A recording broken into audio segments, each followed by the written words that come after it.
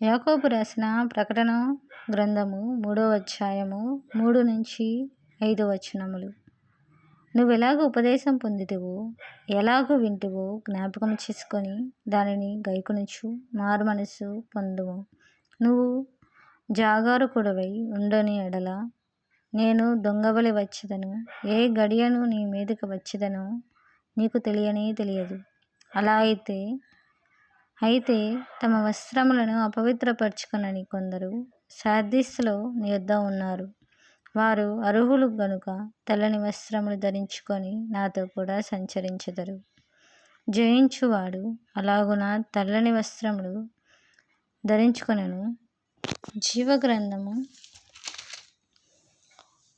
జీవగ్రంథములో నుండి అతని పేరెంత మాత్రమును తుడుపు పెట్టగా, నా తండ్రి ఎదుటను ఆయన దూతల ఎదుటను అతని పేరు ఒప్పుకొందును. అనగా ఇది దేవుని యొక్క రెండో రాకడ. మొదటి రాకడ దేవుడు మన కోసం రక్షణయు కృపయు దయయు చూపించుకుంటూ ఆయన మరణించి మనకు రక్షణ దయచేశాడు. కానీ రెండవ రాకడ దేవుడు ప్రేమ చూపుతూనే వచ్చి చివరికి దేవుని బిడ్డలైన మనలను ఎత్తుకొని పోవుదురు.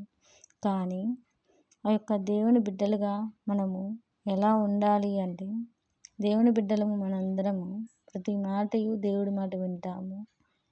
ఎలా ఉపదేశం విందుమో, ఎలా దాన్ని మనం గుర్తుంచుకుంటామో అదేవిధంగా దానిని మనసులో ఉంచుకొని దేవుని యొక్క వాక్యమందు విశ్వాసంతో మారు మనసు పొందును. అంటే బాప్తీసము, హృదయ శుద్ధితో బాప్తీసము పొందును. అదేవిధముగా దానిని దేవుని యొక్క గడియ ఏ గడియనో ఏ రోజున వచ్చినో తెలియదు. దొంగవలి అంటే దొంగ ఏ దినమున ఏ గడియలో వచ్చినా మనకు తెలియదు. కాబట్టి ఆ యొక్క జాగ్రత్తగా ఎలా ఉంటామో తాళాలు వేసుకుంటూ, అదేవిధంగా మన హృదయ శుద్ధిని, మన హృదయంలో మన తలంపుల్లో ఆలోచనలో మనము శుద్ధి కలిగి పరిశుద్ధంగా ఆత్మానుసారంగా జాగ్రత్తగా ఉంటూ దేవునితో మనం నడుచుకుంటూ ఏ రోజు వచ్చినా ఆ రోజు మనం లేపబడుటకు సిద్ధముగా ఉండాలి. అదేవిధంగా తెల్లని వస్త్రములు అనగా పరిశుద్ధ ఆత్మతో నింపబడిన హృదయము, దేవుని యొక్క ఆలయమును మనము తెల్లని వస్త్రములు ధరించుకున్న వాళ్ళే దేవునితో కొనిపోబడును. వాళ్ళు జీవగ్రంథంలో అనేది పేరు ఎన్నడను తొలగింపబడదు, అంటే కొట్టివేయబడదు. అది నా తండ్రి అనగా మన యొక్క యెహోవా తండ్రి, ఈ రాజ్యములకే గొప్పవాడైన సర్వ సృష్టికర్త అయిన మన యెహోవా తండ్రి ఆయన ఎదుట ఆయన దూతల ఎదుటను కూడా, అనగా ఆయనను ఆరాధించే దూతల యందు కూడా మన యేసు ప్రభువు పేరు ఒప్పుకొందును. అనగా మనం ఎంత గొప్ప వాళ్ళము, ఎంతో మురిపంగా దేవుడు వాని యందు మన పేరులో ఒప్పుకుంటాడు. ఎంతో ప్రేమతో మనల్ని పిలుస్తారు దేవుడు.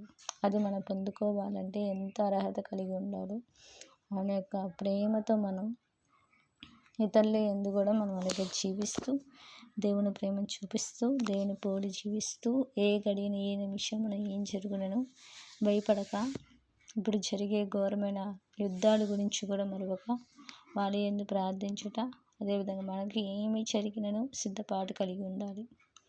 మరణమైన మేలే అనేటట్టుగా మనం జీవించాలి.